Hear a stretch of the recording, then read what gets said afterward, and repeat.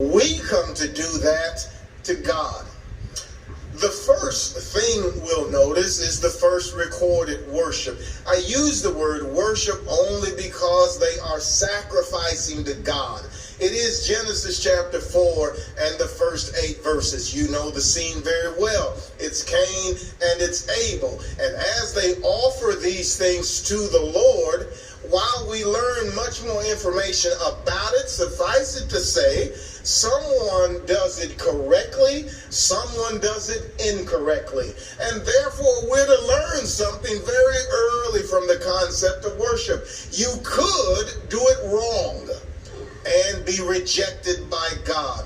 Now, some of those other things we learn from Genesis 4, it is not the case, as some suppose, that Cain didn't offer his best. I have no way of proving or disproving that.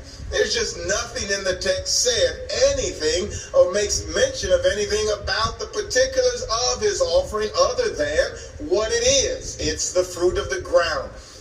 There's no reference said anything about that being best or not best. What we learn later by piecing a few passages together, Romans 10:17, faith comes by hearing, hearing by the word of God. Hebrews 11:4, by faith Abel offered a more excellent sacrifice than Cain. Well, put Hebrews 11:4 with Romans 10.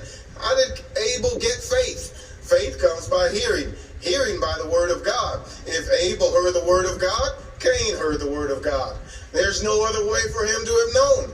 There's no way God could be unjust or, less than just than to refuse someone's offering if he didn't tell them what to bring. We also know from 1 John 3:11 through 12 that Cain was of the wicked one, is how John couches it. And John says his own deeds were evil. Well, if you take of the wicked one, what does that mean? It's a reference to the devil. John 8:44, his way is he abode not in the truth. That's at least one of the things. He was lifted up with pride. We learn from 1 Timothy 3. An elder cannot be a novice, lest being lifted up with pride, he fall into the condemnation of the devil. I don't even know if we need this anymore, Gab. We might. Is it better? 1 John 3:11 and 12, John 8:44, and other passages.